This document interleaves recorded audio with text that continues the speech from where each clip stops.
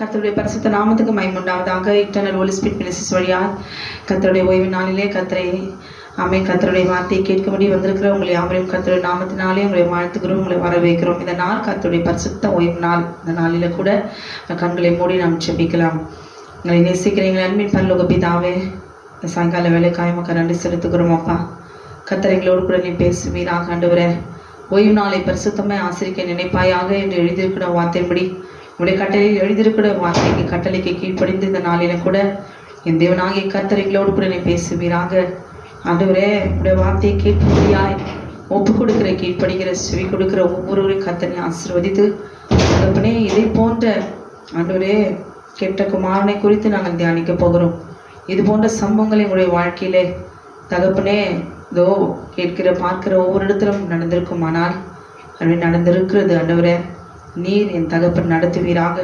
திரும்பமாய் உடைய கட்டளைக்குள்ளாக உடன்படிக்கைக்குள்ளாக வந்து மாறுதலை காணும்படி ஒப்பு கொடுக்கிற இருதயம், மனம் திரும்புகிற இருதயத்தை என் தேவனாகிய கர்த்தர் நீர் வைப்பீராக, மாற்றுவீராக. கல்லான இருதயத்தை சதையாய் மாற்றுகிற தேவன் நீர் அல்லவா.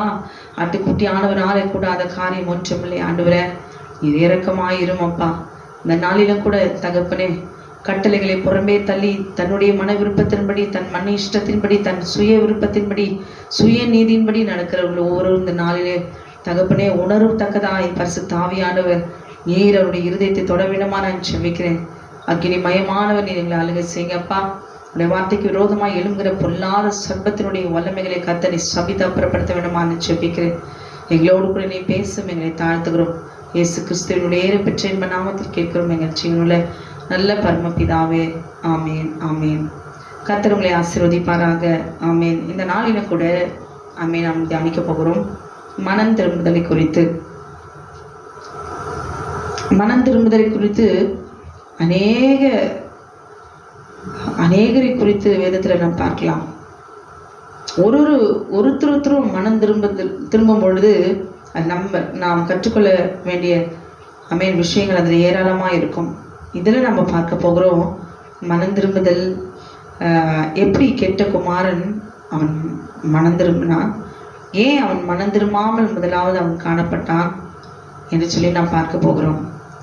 மனம் திரும்புதல் அப்படின்னா நம்முடைய மனசில் நம்முடைய இஷ்டத்தின்படி, நம்ம விருப்பத்தின்படி, நம்ம சுய நீதியின்படி அல்லேலூயா நம்முடைய எண்ணங்கள், நம்முடைய ஏக்கங்கள், நம்முடைய நோக்கங்கள் நம்மளே ஒரு கற்பனை கட்டி வச்சிருப்போம். அதாவது தேவனுடைய வார்த்தைக்கு நம்ம முதலாவது செவி கொடுக்காம, தெரியும் தேவனுடைய வார்த்தை. இப்போ கெட்ட குமாரன் பார்த்தீங்கன்னா அல்லேலூயா 2 பிள்ளைகளையும் கர்த்தருடைய வார்த்தையின்படி தான் கீழ்ப்படிந்து அவன் நடத்துகிறார், வளர்க்கிறார். ஆனாலும் அவன் தேவனுடைய கற்பனையை அவன் அறிந்திருக்கிறான். ஆனால் அவன் என்ன செய்கிறான், அந்த கட்டளையின்படி அவன் நடப்பதற்கு தன்னை ஒப்பு கொடுக்கவில்லை. இப்போ பாருங்க, எனக்கு தெரியும் தேவனுடைய 10 கட்டளைகள் என்னன்னு தெரியும். ஆனால் இப்போ நான் என் இஷ்டப்படி நடக்கும்போது ஒரு சூழ்நிலை வருது அல்லேலூயா அப்படின்னா, இந்த கட்டளையெல்லாம் எடுத்து கொஞ்சம் நேரம் அப்படி வச்சுட்டு நான் என்ன செய்கிறேன், அல்லேலூயா ஏன் இஷ்டத்தின்படி அந்த சந்தோஷத்தை அனுபவிக்கிறதுக்கு தேவனுடைய கட்டளையை மீறுகிறேன். அல்லேலூயா மீறி ஏன் இஷ்டத்தின்படி நான் என்ன செய்கிறேன், மீறி நடந்து நான் எந்த சந்தோஷத்தை அடையணும்னு நான் நினைக்கிறேனோ, எந்த எண்ணத்தினால நான் பாதிக்கப்பட்டிருக்கிறேனோ அந்த பாவ சந்தோஷத்தை அந்த தவிர இந்த பாவத்தை அனுபவித்து விட்டு அல்லேலூயா க்ளோரி வாழ்வது. இது இவர்களுடைய மனது கடினமானது. தன்னுடைய ஆதாயத்துக்காக, தன்னுடைய சந்தோஷத்துக்காக எதை வேணாலும் இஷ்டம் போல் அவங்க செய்வாங்க. நம்முடைய எண்ணத்தில் என்ன தோணுதோ அது உடனே அதை செஞ்சு பார்க்கணும் அப்படின்னு நினைப்பாங்க. அது சில காரியங்கள் தேவனுக்கு க்ளோரி முன்பாக அது சிறிய காரியமாக, அது பாவமாக இல்லைன்னா ஓகே. ஆனால் அது தேவன் அருவருக்கத்தக்க பாவமாய், தண்டிக்கத்தக்க பாவமாய், நியாயத்தீர்ப்பு கொடுக்குற பாவமாய், அவன் ஆத்துமாவை சேதப்படுத்துகிற பாவமாய் இருந்தால் அல்லேலூயா தேவன் என்ன செய்வார் சொல்லுங்க பார்க்கலாம். ஆண்டவர் என்ன செய்வார், ஒரு மனுஷன் மனம் திரும்புறதுக்கு தேவனாகிய கர்த்தர் எவ்வளோ சந்தர்ப்பங்களை அவன் சாகிற வரைக்கும் ஆண்டவர் கொடுக்கிறார். துன்மார்க்கன் ஏன் சாகணும், அவன் மனம் திரும்ப வேண்டுமென்று நான் விரும்புகிறேன் அவன் கூட சாவக்கூடாது. அவன் ஏன் சாவ விரும்புகிறான்னு ஆண்டவர் கேட்குறார். அப்படின்னா தேவன் நம்முடைய ஆத்மாவை எவ்வளவு நேசிக்கிறார், நம்முடைய ஆவி அவர் மீட்டுக்கொள்ளணும்னு நேசிக்கிறார். நம்முடைய சரீரம் இந்த பூமியில் பரிசுத்தமாக இருக்கணும், தேவனுடைய வார்த்தைக்கு கீழ்ப்படிய வேண்டும் என்று சொல்லி அவர் விரும்புகிறார். அல்லேலூயா. மனம் திரும்பணும். எப்படிப்பட்ட பாவத்தை செய்திருந்தாலும் சரி, இந்த பூமியிலே இஷ்டத்துக்கும் பாவத்தை இவர்களுடைய பாவம் இவர்களுடைய பாவம்னு விதவிதமா க்ளோரி இருக்கும். சிலது பார்த்தீங்கன்னா மன்னிக்கத்தக்கது இருக்கும், சிலது பார்த்தா துணிகரமாக இருக்கும், சிலதை பார்த்தா மீறி போன மிஞ்சி செய்கிற பாவமாக இருக்கும். அல்லேலூயா. சிலர் பார்த்தீங்கன்னா அல்லேலூயா அது மன்னிக்கவே முடியாது, நியாயத்திற்கு உடனே கொடுக்குற பாவமாக இருக்கும். அல்லேலூயா. ஆனால் தேவன் சில நேரங்களில் மீறி தேவனுக்கு விரோதமாய் நடக்கும்போது சில இடத்துல வேதத்தில் அவர் அமைதியாக இருந்திருக்கிறாரு. ஆனால் சின்ன பாவம் அப்படி செய்யும் போது கூட அவங்களுக்கு உடனே இந்த நியாயத்திற்கு கொடுத்துருக்கிறாரு, தண்டிச்சிருக்கிறார். இது நம்மளால் புரிஞ்சுக்கொள்ள முடியாது. அல்லேலூயா. சிலுவையில் அறையப்பட்ட கல்வனை பார்த்தீங்கன்னா இது வரைக்கும் அவன் திருடனா வாழ்ந்து எவ்வளோ பேருடைய நன்மைகளை ஆசீர்வாதங்களை அவன் திருடியிருப்பான். தேவனுக்கு தெரியாமையாக இருந்திருக்கும். எத்தனை பேர் குடும்பத்தை அவனை அழிச்சிருப்பான். அவன் பாருங்களேன், அவன் ஆண்டவர் சிலுவை மரத்தில் அவர் தொங்கும்போது பக்கத்துலேருந்து உடனே ஆண்டவரே ஒரு ராஜ்யத்தில் வரும்போது என்னை நினைத்தரலும் அப்படின்னு சொல்லி அவன் கேட்கும்போது உடனே ஆண்டவர் மன்னிச்சிடறல. ஏன்னா அந்த நிமிஷத்தில் கூட அவன் மனம் திரும்புகிறது ஆண்டவர் விரும்புகிறார். அல்லேலூயா. இந்த பூமியில எந்த பாவத்தை செஞ்சோம், என்னென்ன பாவத்தை செஞ்சோம், இப்படிலாம் செஞ்சோம், நீ இப்படி செய்யலாமா அப்படின்னு சொல்லி அல்லேலூயா க்ளோரி ஆண்டவர் மீறி துணிகரமான பாவத்தை செஞ்சவங்களை பார்த்து க்ளோரி அப்போ கூட மனசு உடையிறது போல ஆண்டவர் அவங்களை குத்தி காட்டியெல்லாம் அவர் பேச மாட்டார். அல்லேலூயா. பாருங்க, அங்கே பாவியான ஸ்ரீ என்னோட விபச்சார பாவத்தில் கையும் மையமா இப்படிப்பட்டாலும் எல்லாரும் நிற்கிறாங்க, நீ ஏன் இப்படி செஞ்ச அப்படின்னு அவளை பார்த்து கேட்கல. ஆனால் தாவீது இதே மாதிரி தாவீது விபச்சாரம் செய்யும்போது நாக்க பிடுங்குற மாதிரி கேட்குறாரு, நான் உனக்கு என்னடா குறை வச்சேன், சவுளுடைய மனைவிகள்லாம் எடுத்து உன் மடியில் கொடுத்தேன், இது போதாதுன்னா இன்னும் நானே கொடுத்துருப்பேனேங்கிறார். நீ ஏன் போயும் ஒரு ஆட்டுக்குட்டி, அவன் மடியில் இருக்கிற ஆட்டுக்குட்டி அவனே நம்பி இருந்து ஒரு நல்ல குடும்பத்தை அழிச்சிட்டியே. க்ளோரி. ஆண்டவர் தாவீத ஒரு மனுஷன் பேசுறது போல ஒரு மனுஷன் நாக்கு பிடுங்குற மாதிரி அவமானப்படுத்துகிற அப்படி அது படிக்கும் போதே வேதனையா இருக்கும். ஆனா பாவியான ஸ்திரீயை பார்த்த ஆண்டவர் அப்படிலாம் கேட்கல. என்ன சொன்னார்? ஒரே ஒரு வார்த்தை, இனி நீ பாவம் செய்யாதே போ. அல்லேலூயா. ஒரு இடத்துல பார்த்தா சீமோன் வீட்டில் எல்லாம் சாப்பிட்ருப்பாங்க. அந்த பாவியான ஸ்ரீ அவரோட கால்கள் எல்லாம் அவன் எண்ணெயினால பூசுவான். அங்கேயும் அத்தனை ஆண்களுக்கு முன்பாக அவளை வெட்கப்படுத்தவில்லை, அவமானப்படுத்தவில்லை. அல்லேலூயா. அவங்களாம் சொல்றாங்க, இவன் எப்படிப்பட்டவனு தெரியாதா, இவன் கால்கள் எல்லாம் அப்படி தொடுறாளே, உண்மையாவே இவர் தீர்க்கதரிசியா இருந்தா இவருக்கு தெரிஞ்சிருக்கும்ல. அல்லேலூயா. அவங்க சொல்றதெல்லாம் ஆண்டவருக்கு தெரியுது. ஆனால் பாவியான ஸ்ரீ எப்படிப்பட்ட விபச்சார பாவம், எந்த அந்தரங்க பாவத்தில் இருப்பான்னு ஆண்டவருக்கு தெரியாதா? நம்முடைய தேவன் நல்லவர், அவர் நல்லவர்.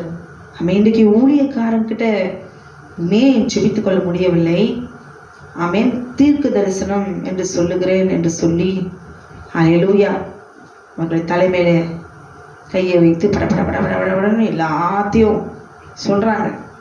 தாயின் கருவிலிருந்து வெளிவந்த நாள் முதல் நாள் வரைக்கும் கர்த்தர் இப்படிலாம் செய்ய வச்சிருந்தார், இப்படிலாம் செய்ய போறார், இப்படிலாம் இருக்குது, உங்களை ஊழியத்தை கழித்தார், அப்படி இப்படின்னு சொல்லிட்டு நிறைய ஊழியக்காரங்க, நீங்கள் வாலிப வயசில் என்ன பாவம் செஞ்சீங்க, நீங்கள் வாலிப வயசில் மீறி விபச்சாரம் செஞ்சீங்க, நீங்கள் வாலிப வயசில் திருமணத்துக்கு பின்பு திருமணத்துக்கு முன்பு நீங்கள் இப்படிப்பட்ட பாவத்தை நீங்கள் செய்தீங்கன்னு துணிகரமாக டைரக்டாக சொல்கிற ஊழியக்காரங்களும் இருக்கிறாங்க.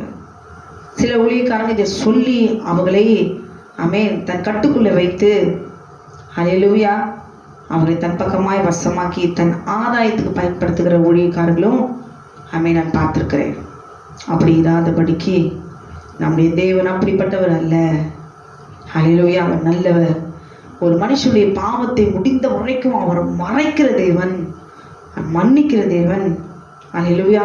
அவர் முழுசும் மறைச்சிருவார். இதை நம்ம இருந்தா 10 பேர்கிட்ட போய் சொல்லி, இவன் அந்த ஆளோட பேசிட்டு இருந்தா, இவன் அந்த பொண்ணு பையனோட பேசிட்டு இருந்தா, அல்லேலூயா, வருஷம் போன பிறகு ஆமென் க்ளோரி, எங்க வீட்டுக்கு இப்படி வந்தாங்க, இவ்வளோ நேரம் பேசிட்டு இருந்தாங்க, என்ன பேசிட்டு இருப்பாங்க, அல்லேலூயா.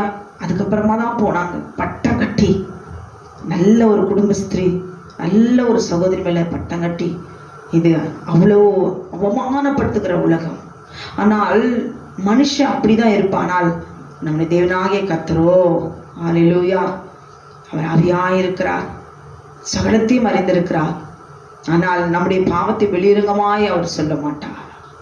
அல்லேலூயா. அவர் சொல்லுகிறார் என்றால், அவர் வெளியரங்கமாய் அவர் சொல்லுகிறார் என்றால், அந்த ஆத்துமாவை தப்புவிப்பதற்காக, இனி இந்த மாதிரி இப்படிப்பட்டதான பாவத்தை செய்யக்கூடாது என்பதற்காக 4 பேர் மத்தியில இல்லை சிஸ்டர் சொல்லியிருக்கிறாங்களே, வேதத்தில் எழுதியிருக்குதே அப்படின்னா, அங்க எதுக்காக தேவன் இந்த இடத்துல அவர் விபச்சார பாவம் செய்தோம் அங்க மறைச்சி அவளை அவ்வளோ நேசிச்சு அன்பு கூர்ந்து அவளை அமேன் அனுப்புறாரு. இந்த இடத்துல இப்படி கடிந்து கொள்றாரு. ஏன் அப்படின்னு சொன்னா, அவளை இனி பாவம் செய்ய மாட்டான்னு கர்த்தருக்கு தெரியும்.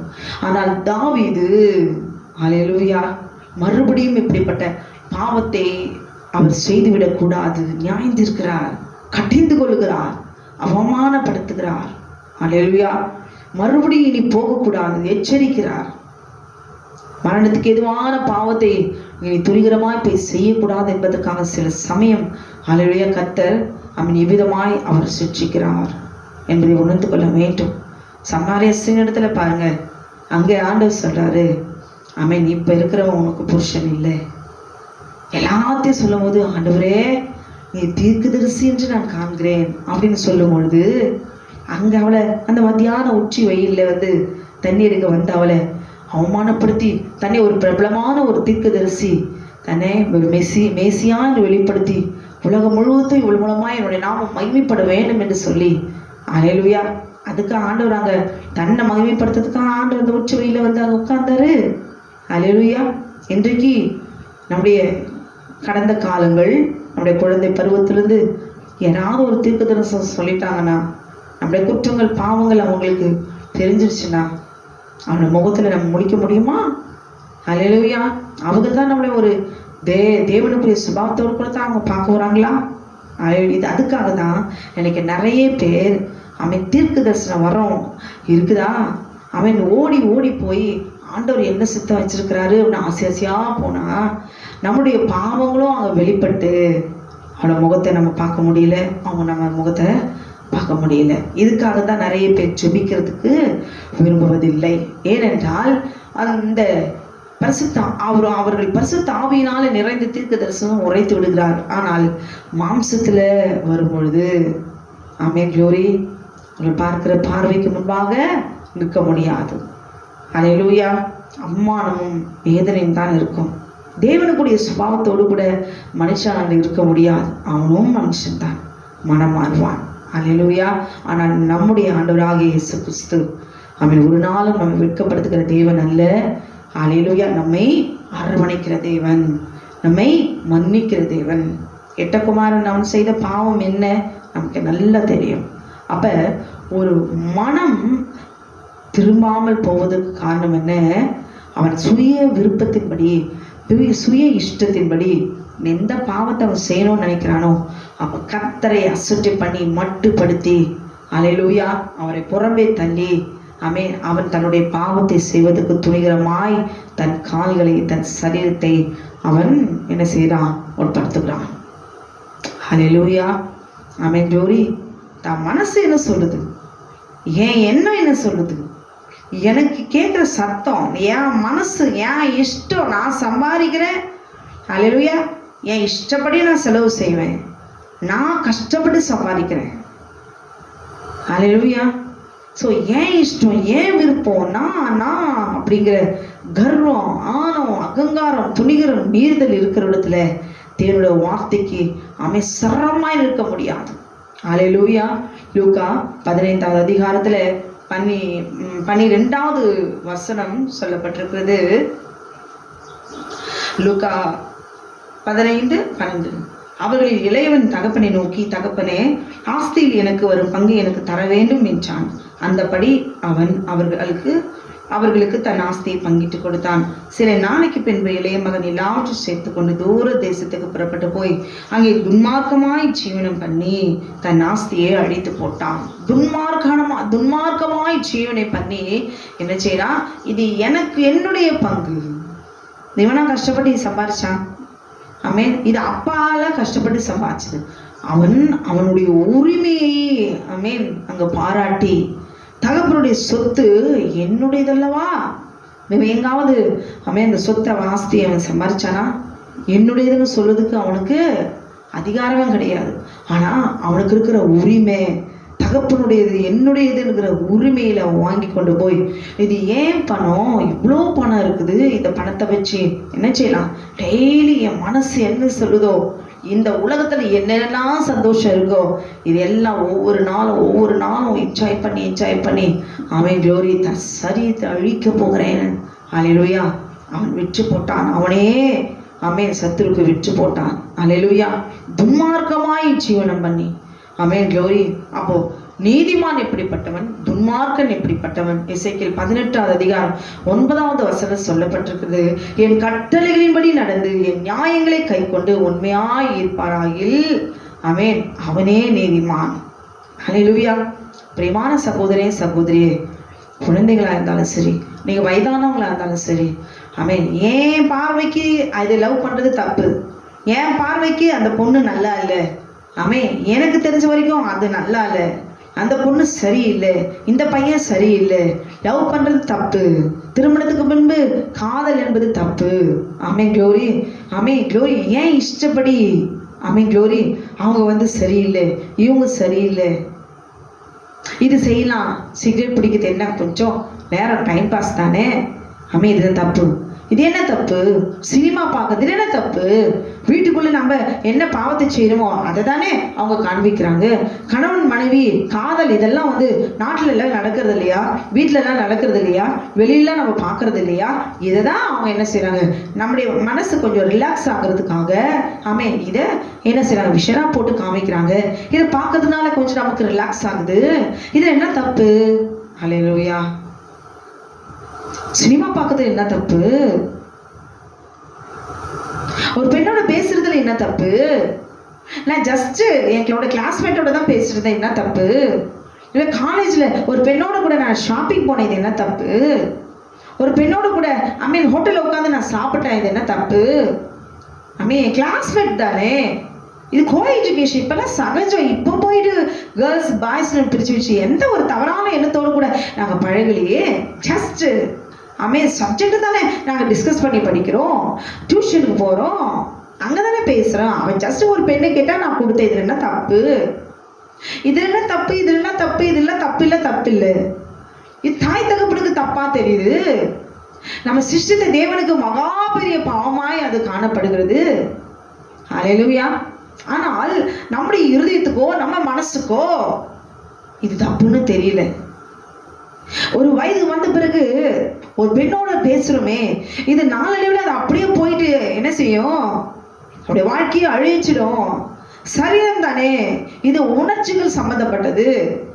நம்முடைய வாழ்க்கையை நம்ம தீர்மானிக்கிற நமக்கு அந்த ஞானம் நமக்கு இருக்கிறதா, புத்தி இருக்குதா, அப்படிலாம் எதுவுமே யோசிக்கிறது இல்லை.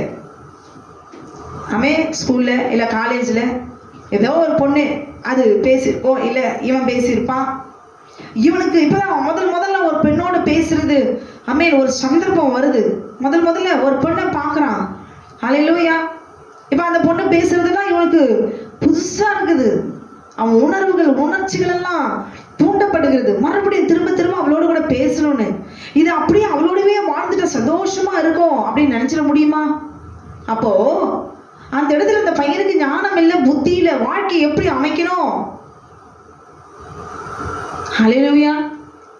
என் கண்ணுக்கு இப்ப இந்த பர்பி நல்லா இருக்குது. இப்போ இது என்ன டேஸ்ட், அழகா இருக்குது. அல்லேலூயா. இன்னும் கொஞ்சம் புத்தி வந்த பிறகு, ஞானம் வந்த பிறகு, தன் வாழ்க்கையை அமைத்துக் கொள்கிற ஒரு தகுதி வந்த பிறகு லட்டை பார்த்தா இதை விட இது எவ்வளோ டேஸ்ட். ஐயோ இதை சாப்பிட்டு இருக்கலாமே. புத்தி அப்பதான் வருது, ஞானம் அப்பதான் வருது. எனக்கு படிக்கிற பிள்ளைங்க அப்படிதான் என்ன செய்யறாங்க, முதல்ல ஒரு பெண்ணோட ஒரு பையனோட பேசுறத பார்த்து இவன் நமக்கு அப்படி பேச பேச உணர்வுகள் உணர்ச்சிகள் தூண்டப்படுது. அவளோட கூட பேசிட்டே இருக்கிறோம், அவனை பார்த்துட்டே இருக்கணும். எப்போ பார்க்கறதுக்கு சந்தர்ப்பம் கிடைக்கும் பேசலாம், தொடலாம், சுத்தலாம். இப்படி நிரந்தரம் அவனோடய தங்கிட்டா எவ்வளோ நல்லா இருக்கும் வாழ்க்கையில. இப்படி எண்ணங்கள் மாறி மாறி உணர்ச்சிகள் பொங்கி அது வேசித்தனமாய் விபச்சாரமாய் மாற்றப்பட்டு அழிந்து போய் இன்றைக்கு குடும்பங்கள் ஏராளம். ஹல்லேலூயா. இவன் ஆஸ்திகளை எங்க போய் அவன் விற்று போட்டான், துன்மார்க்கமாய் ஜீவனம் பண்ணி ஆமென் க்ளோரி எல்லாவற்றையும் அழிச்சு போட்டான்.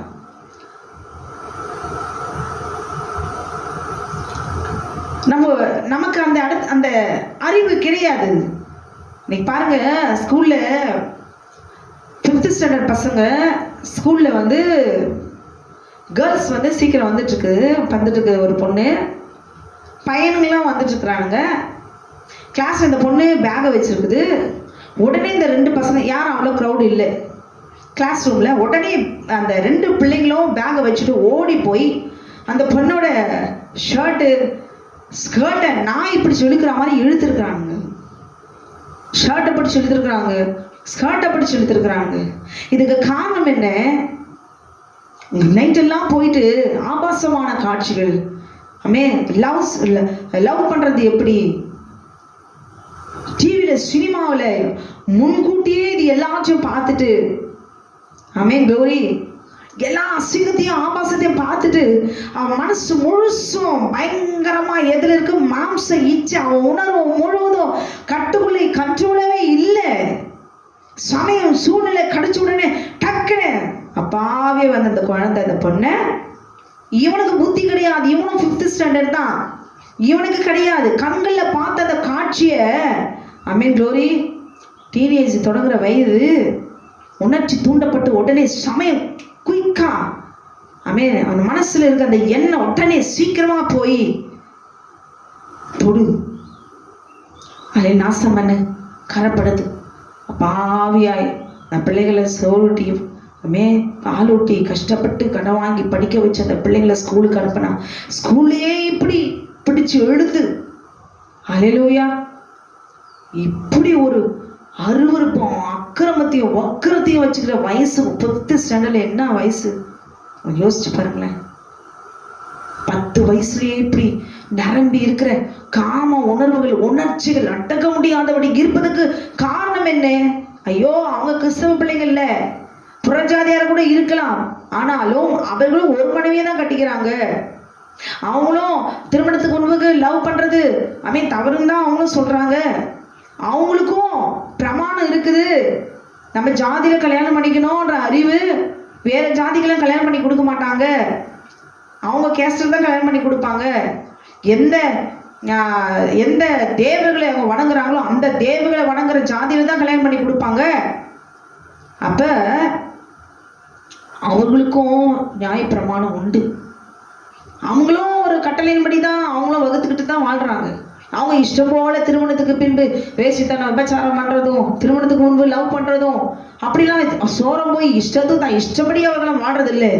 அவங்களும் ஒரு வட்டத்தை போட்டு மனைவிக்கு உண்மையா இருக்கணும், சொசைட்டியில ஒழுக்கமா இருக்கணும், உண்மையா வாழணும், நல்ல ஒழுக்கம் இல்லை, பர்ஃபெக்ட் மேன், நல்ல சுத்தமா இருக்கணும், தெருவில் போகும்போது வரும்போது 4 பேர் மதிக்கணும், பேரும் புகழும் பணமும் பொருளும் சம்பாதிச்சு சந்தோஷமா அந்த பூமியில வாழணும். இவங்களும் ஒரு கட்டளைப்படி தான் இவங்களும் வாழ்றாங்க, ரோமர்ல எழுதப்பட்டிருக்கிறது. அவங்களும் நியாய பிரமாணத்தின்படி தான் வாழ்றாங்க. ஆனால் இங்க கெட்ட குமாரன் பாருங்க, இவன் ஒரு கட்டளை, இவன் ஒரு ரவுண்ட் போட்டு வச்சிருக்கான். ஏன் இஷ்டம் போல, ஏன் மனசு என்ன சொல்லுதோ, அவன் எனக்கு எது சரின்னு படுதோ நான் அப்படி செய்வேன். எனக்கு அந்த பெண்ணை பிடிச்சிருக்குது, நான் அவளை கல்யாணம் பண்ணிப்பேன். சின்ன வயசுல தொடங்கின காதல் கல்யாணம் வரைக்கும் போய் முடிஞ்சிருச்சு. கல்யாணத்துக்கு அப்புறம் அந்த காதல் உண்மையா இருக்குமா? முதல்ல காதல் எதுல வருது, லவ் எப்படி வருது? அது ஒரு ஸ்பிரிட், வேசித்தன ஆவி. இயேசுவேலின் வல்லமைகள். ஹல்லேலூயா. மற்றவங்களை பார்த்து தன்னுடைய ஆத்மா விழுந்து போகுதா, இச்சிக்குதா? அது ஒரு முதல்ல ஸ்பிரிட், கண்களில் இருக்கிற இச்சை, அது மாம்சத்தின் இச்சை. ஆமென். அது அப்படியே விழுந்து போகும். கண்களில் இச்சை முதல்ல வந்தா அடுத்த ஸ்டெப் அது மாம்ச இச்சையில விழுந்து போய் திருமணத்துக்கு முன்போ திருமணத்துக்கு பின்போ கர்த்தருடைய நியாயத்துக்கு சரியா இறங்கும். ஆனால் இது லவ் பண்றதுங்கிறது இப்ப சகஜமா இருக்கலாம். ஆனால் வேதத்தின்படி திருமணத்துக்கு முன்பு ஆமென் செய்கிறது காதல், லவ் அப்படிங்கிறது என்னன்னா அது ஒரு ஸ்பிரிட், இயேசுவின் ஆவி. ஹல்லேலூயா. இச்சிக்கிறது, கண்களை இச்சிக்கிறது. இச்சிக்கிற என் கண்ணுக்கு இப்போ அழகா இருக்குது அந்த பெண்ணு, இவளோடு கூட வாழ்ந்தா எப்படி இருக்கும்? ஹல்லேலூயா. ஸ்கூல்ல எல்லாம் படிக்கும்போது முதல்ல கூட இருக்கிற பிள்ளை கேர்ள்ஸ் கூட அவன் பார்க்கும்போதே அவதான் ஏதோ பேரழகி போல, அவதான் இல்லாம வாழ்க்கையே இல்லாத போல. ஹல்லேலூயா. ஆமென். க்ளோரி. அப்படிதான் உணர்வுகள் எல்லாம் தோணும். ஏன்னா புதுசு. ஆனா அதுதான் வாழ்க்கைங்கிறது நிர்ணயிக்கிறதுக்கு ஆமென் அறியாத ஒரு வயது. அப்ப ஞானம் இருக்காது, புத்தி இருக்காது, தெளிவு இருக்காது. ஹல்லேலூயா. பெரியவங்களும் என்ன பண்ணுவாங்க, சேர்த்து பார்த்து ஏதோ ஒன்று அவன் பிடிச்சிச்சு கல்யாணம் பண்ண போடு அப்படியே முடிச்சு வச்சிருவாங்க. அதுக்கு அப்புறமா நேசிக்க முடியாது. ஏன்னா தெரிஞ்சுக்கோங்க, திருமணத்துக்கு முன்பு நீங்க எப்படி வேணாலும், திருமணத்துக்கு முன்பு நீங்க கல்யாணம் பண்ணி வாழ்ந்திருந்தாலும் சரி, திருமணத்துக்கு முன்பு நீங்கள் ஒரு பெண்ணை உங்களை பிடித்திருக்குது, என் கண்ணுக்கு பிரியமானவ, இவளோடு கூட வாழ்ந்தா நல்லா இருக்கும் அப்படின்னு சொல்லி லவ் பண்ணியிருந்தால் அது ஆமென் கோரி, அது கண்களின் இச்சை, அது ஸ்பிரிட். ஹல்லேலூயா. திருமணத்துக்கு பின்பு ஒரு பெண்ணு என் மனைவியை காட்டில ரொம்ப அழகா இருக்கா, இவ்வளோடு கூட அவசரப்பட்டு நான் வாழ்ந்துட்டேன், இதுக்கு மேல வாழ்ந்ததா நான் இவ்வளோ சந்தோஷமா இருப்பேன் அப்படின்னு நினைச்சிருந்தா அதுவும் இயேசுவின் ஆவி, கண்களின் இச்சை, ஸ்பிரிட். நம்ம கையில இல்லை. ஹல்லேலூயா. அப்படியே வாழ்க்கையை மனம் திரும்ப வேண்டும். இந்த நாளிலே ஸ்கூல்ல இன்னைக்கு ஆமென் க்ளோரி, ஸ்கூல்ல கேண்டீன்ல வாங்கி சாப்பிட்றது, உயிருக்கு உயிரா வாங்கி கொடுக்கறது ஸ்கூல்லேயே இப்போ ஸ்டார்ட் ஆயிடுச்சு. அப்போ காலேஜ்ல எப்படி இருக்கும், இன்னும் கொஞ்சம் டெவலப்மெண்ட் ஜாஸ்தியா இருக்கும். அவளுக்காக எல்லாம் வாங்கி கொடுக்குற ஒரு கெப்பாசிட்டி, அவளுக்காக எல்லாத்தையும் செய்கிறதான ஒரு கெப்பாசிட்டி, எல்லாம் ஒரு பலன் எல்லாமே வரும். அது முடிச்சுட்டு அதுக்கு அடுத்த ஸ்டேஜ் கை நிறைய பாக்கெட்ல பணம், அவ இல்லாம நான் இருக்க முடியாது. இது வரைக்கும் சோறுட்டி பாதுகாத்து படிக்க வச்சவங்களெல்லாம் கீழே தள்ளி மட்டுப்படுத்தி அவங்களே அடிச்சு அவங்களே ஓடி போய் அவளை திருமணம் செஞ்சுக்கிட்டு வாழுகிற துணிகரமான வயது. ஹல்லேலூயா. இளரத்தம். அப்ப அந்த இடத்துல நமக்கு அந்த ஞானம் இருக்காது, புத்தி இருக்காது. பார்த்த உடனே இது எனக்கு பிடிச்சிருக்கு அப்படின்னா அதுலயே நிரந்தரமா இருந்து வாழ்ந்து காட்டணும் இல்லையே. நம்ம மனது மாறிட்டே இருக்கும். இவன் பாருங்க, தேவனுடைய கட்டளை இவனுக்கு தெரியும். 2 பிள்ளைங்க இருக்கிறாங்க, மூத்தவன் இளையவன். இவன் பாருங்க ஆஸ்தி கேட்டுட்டு போயிட்டு இவன் தேவனுடைய கட்டளை என்னன்னு தெரியும் இல்ல. ஆனா தான் இஷ்டம் போல போய் துன்மார்க்கமாய் வாழ்ந்து தன் ஆஸ்தியை அவன் அழித்து போட்டான். அவன் அழித்து போட்டதுனால ஆமென் அவன் என்னவா போனா, அவன் சரீரத்துல ஆமென் அவன் பாதிக்கப்பட்டான். அவனுடைய ஆஸ்தினாலே அவன் சரீரத்தை அழித்து கொண்டான். அவனுடைய இது என்னுடைய பணம், இது என்னுடைய ஆஸ்தி, என்னுடைய பங்கு, எனக்கு என்னுடைய உரிமை, இதை யாரும் கேட்க முடியாது.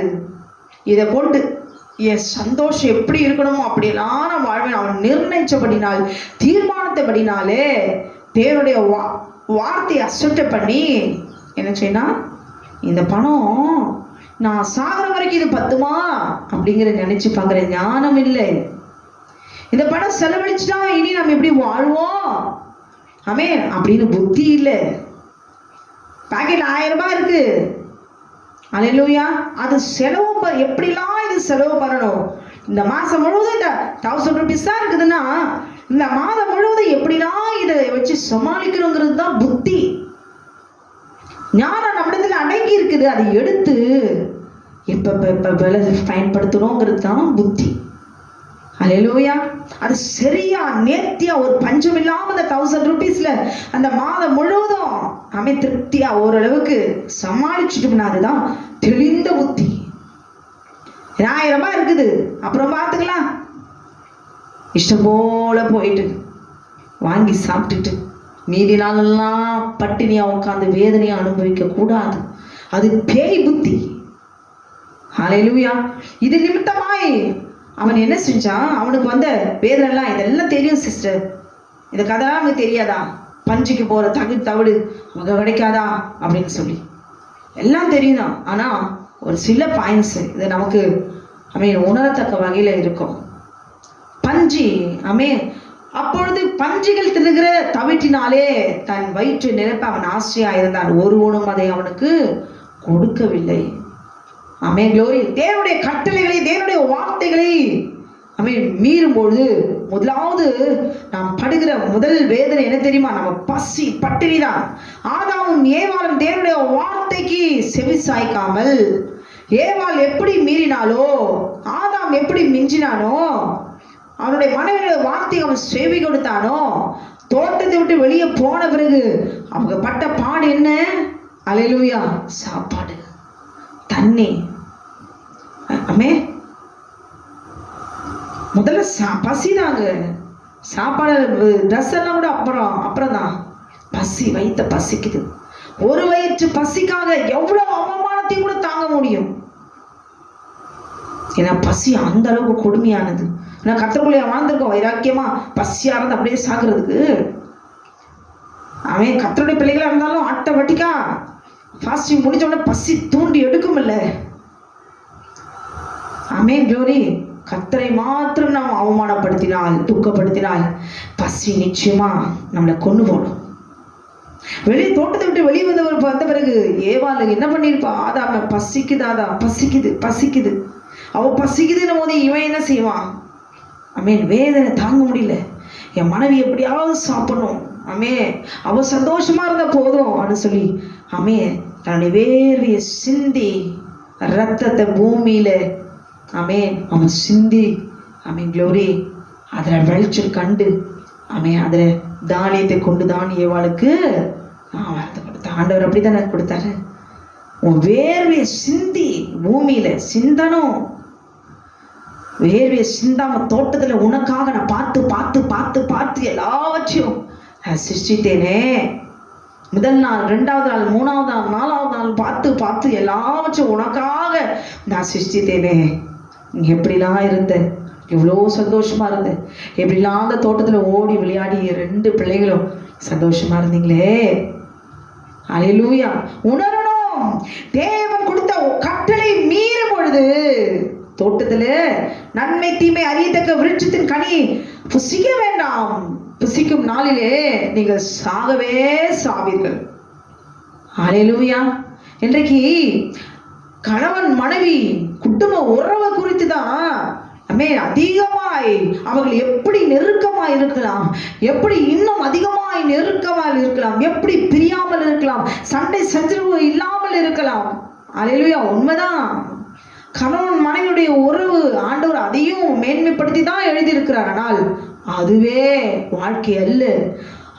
அதற்கு மேலாக மேல பரலோக வாழ்க்கை ஒன்று இருக்கிறது. கணவனா இருந்தாலும் சரி, மனைவியா இருந்தாலும் சரி, வாலிபனா இருந்தாலும் சரி, கன்னிகையா இருந்தாலும் சரி, யாரா இருந்தாலும் சரி, பரலோகத்துக்கு போக வேண்டும் என்றால் பரிசுத்தம் மிகவும் தேவை. தேவனுடைய வார்த்தை, தேவனுடைய கட்டளைகள் என்னதென்று நாம் அறிந்திருக்க வேண்டும். அதுதான் நம்மளை பாதுகாக்கும். இப்ப நான் கூட தான் நினைக்கிறேன், க்ளோரி இந்த பழத்தை சாப்பிட்டா நல்லா இருக்கும் அப்படின்ட்டு, அடுத்த நிமிஷமே சுகர் ஏறிடும். இதை சாப்பிட்டுட்டு இந்த வேதனையை நான் அனுபவிக்கணுமா? தேவையில்லை, வேண்டாம். இது ஞானம், புத்தி. சரி, சாப்பிட்டு பார்த்துடலாம். வாழ்க்கையில என்ன இருக்குது, கொடு, சாப்பிடலாம். சாப்பிட்டுட்டு சுகர் வந்து பிபி ஏறி படுத்து அது மாத்திரை போட்டு டாக்டர்கிட்ட ஓடி போய் இவ்வளோ வேதனை அனுபவிச்சு கர்த்தர் கிருபையா என்னை ஜீவனை மீட்டு கொண்டா. ஹல்லேலூயா. சாட்சி வேற. இந்த ஞானமும் புத்தியும் முதலே இருந்தா அந்த பழத்தை சாப்பிடாம தான் இருந்தா என்ன? தேவன் சொல்லி இருக்கிறாரே. ஆமென். க்ளோரி. என் ஆண்டவர் எழுதி கொடுத்திருக்கிறாரே, ஆண்டவர் மேற்கொண்டாரே, எழுதி இருக்கிறதே. எதை சாப்பிடணும் எதை சாப்பிடக்கூடாது அப்படின்னு நமக்கு ஞானம் தேவை. இன்னைக்கு ஞானம் புத்தி இல்லாதனால தான் இன்னைக்கு திருமண உறவு இன்னைக்கு உடைஞ்சு போயிருக்குது. சத்தியத்தை அறிஞ்சு கொள்ள வேண்டும். கணவன் மனைவி சேர்ந்து வாழ்வதுதான் வாழ்க்கை, இதுவே கடைசி நினைத்துக் கொண்டிருக்கிறாங்க. அதற்கு மேல தேவனத்தில் நெருங்க வேண்டும். பட்டுன்னு உடைஞ்சு பிரிஞ்சு போய் நாசமா போய் அவளுக்கே அவ்வளவு திமிருனா எனக்கே எவ்வளவு திமிரு இருக்கும். கடைசியில வேற ஏதோ உள்ள போந்துக்கும். அப்படி இராதபடி ஞானமும் புத்தியும் இன்னதென்று கர்த்தர் ஆமென் தோட்டத்துல அவர் கொடுத்திருக்கிற கட்டளைக்கு நாம் அறிந்திருந்தால் அன்னைக்கு சர்ப்பம் வந்து சொன்னாரோ தேவன் சொன்னது உண்டோ அப்படின்ன போது உனக்கு என்ன, உன் வேலையை பார்த்துட்டு போவோம். தேவன் எங்களுக்கு சொல்லியிருக்குது, நீ எதுக்கு கேட்குற? நம்ம ஹஸ்பண்ட் வந்து சொல்லியிருக்கிறது பக்கத்து வீட்டுக்காரன் வந்து கேட்டார்னா நம்ம சொல்லிடுவோமா? எதுக்கு இந்த நாள் கேட்குறான், எதுக்கு நோண்டி நோண்டி கேட்குறான்? வருது இல்லை. அப்ப தேவன் அசட்டை பண்ணி மட்டுப்படுத்தி தோட்டத்தில் என்ன சொல்றாரு? அந்த கனியை புசிக்காத, புசிச்சா நீ செத்துருவ. சரி, ஆதாமுக்கு ஏவனுக்கும் சாவுனா என்னன்னே தெரியாது இல்ல. அப்ப சாப்பிடக்கூடாதுன்னு சொன்னாரு இல்ல, அப்ப சாப்பிடாம இருக்க வேண்டியது தானே? சாப்பிட்டுட்டு சாவுனா என்னன்னு தெரிஞ்சுக்கலாம். நான் சாப்பிட்டேனே. ஆமே. தேவன் சொன்னாரு இதை புசித்தா சாகவே சாவீர்கள். ஒருத்தர் சொன்னாரு அவங்களுக்கு சாவுனா என்னன்னு தெரியாது, மரணம்னா என்னன்னு தெரியாதுதான். நானும் கூட தான் சொல்றேன். ஆனா மரணம் எப்படி இருக்கும், இதை சாப்பிட்டா மரணம் எப்படி இருக்கும், ஒரு தடவை ட்ரை பண்ணலாமா ஆதாம் அப்படின்னு சொன்னா அவ பழிச்சு சாப்பிட்டா. அங்க எழுதப்பட்டிருக்குது. ஆமென். பார்வைக்கு அப்படியே கண்களுக்கு இச்சிக்கப்படத்தக்கதாயும் கனைய புத்தியை தெளிவிக்கிறதோ. இந்த வசனம் நான் வாசிக்கிறேன் பாருங்களேன். அவன் சொன்ன வார்த்தை, அப்பொழுது ஸ்ரீயானவள் அந்த விருட்சம் புசிப்புக்கு நல்லது. நீ தான் சொல்ற ஆதாம் ஆண்டவர் சொல்லிக்கிறாரு சாகவே சாவீர்கள். அப்புறம் அந்த சாவுனா என்ன, நீ நானும் என்ன பண்ண ட்ரை பண்ணி பார்க்கலாமா? அப்படி மிஞ்சி இருந்தா மீறி இருந்தா ஆமென் இன்றைக்கு நம்ம இவ்வளோ வேதனைப்பட்டிருக்க மாட்டோம். இது அவ்வளோ ஒரு பெரிய பாவமா? ஹல்லேலூயா. அதில் ஒன்றும் இல்லை, ஏதோ தவறு செஞ்சுட்டாங்க தான் அப்படி சொல்லும். ஆமென். அவங்க மரணம்னா என்னன்னு தெரியாது, ஏதோ தப்பு பண்ணிட்டாங்க அப்படின்னு சொல்லலாம். ஆனால் இவ அறிக்கையிடுகிறாள் அந்த விருட்சம் புசிப்புக்கு நல்லதும் பார்வைக்கு இன்பம், என் கண்ணுக்கு பிரியமா இருக்கிற என் கண்ணுக்கு இவன் ஒரு நட அப்படி நடந்து போனாலே, இவ்வளவு தலைமுடியை பார்த்தாலே, அவ பின்னழகு பார்த்தாலே, அவ முன்னழகு பார்த்தாலே, ஏதோ ஒன்னொன்னு அவ கண்ணுக்கு எது பிரியமா இருக்குதோ அவளுக்கு இவதான் சாட்சி கொடுக்கிறாளே. ஆமென். பார்வைக்கு இன்பமும் என்ன சொல்றா, புத்தியை தெளிவிக்கிறதுக்கு இச்சிக்கப்படத்தக்க விருட்சமாய் இருக்கிறது என்று கண்டு அதன் கனியை பறித்து புசித்து தன் புருஷனுக்கும் கொடுத்தால் அவனும் புசித்தான். ஏதோ சாவுனா என்னன்னா அதை பாட்டு ட்ரை பண்ணி பார்க்கலாம் வாங்கன்னு மீறி இருந்தா கூட பரவாயில்ல சொல்லியிருக்காங்க. இந்த பழம் பார்க்கறதுக்கு எப்படிலாம் இருக்குது, புத்தியை தெளிவிக்கிறதாம். ஆமென். எழுதி கொடுக்கப்பட்டது. நம்ம இஷ்டப்படி நம்ம கொஞ்சம் அப்படி இடம் கொடுத்தா நம்முடைய ஞானமும் புத்தியும் ஆமென் விலகி போகும். மனுஷங்க தானே, உணர்வுகளும் உணர்ச்சிகளும் பொங்கி எழும், கண்ட்ரோல் இல்லாம போகும். அதுக்கப்புறம் துணிகரம் என்ன, பீறுதல் என்ன, பாவம் என்ன, குற்றம் என்ன, அக்கிரம் என்ன, எதுவுமே தெரியாது. பஞ்சு போல காணப்படும்.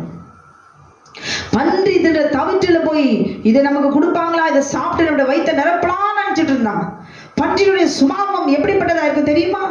பன்றி மேலே பார்த்து ஹாய் ஹவ் ஆர் யூ, எப்படி இருக்கீங்க, நைஸ் டு மீட் யூ அப்படின்லாம் சொல்லும். பன்றி முதல்ல வந்து இப்படி வானத்தை நாந்து பார்க்குற சுபாவம் கிடையாது. கீழ் நோக்கி பார்க்குற பார்வை தான். எப்பவுமே கீழே பார்த்துட்டு போகும், கீழே இருக்கிறதெல்லாம் சாப்பிட்டு போகும். அது சாப்பிட்றது என்னன்னு நமக்கு தெரியும். சாக்கடையும் டாய்லெட்டை தான் சாப்பிட்டு போகும்.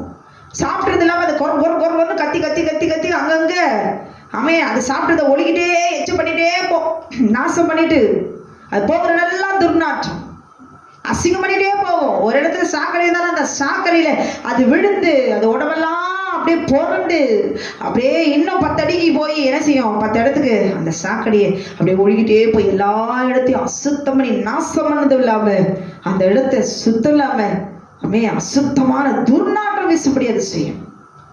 அல்லேலூயா. ஆரோக்கியத்தை கெடுக்கும், பெயரை கெடுக்கும்.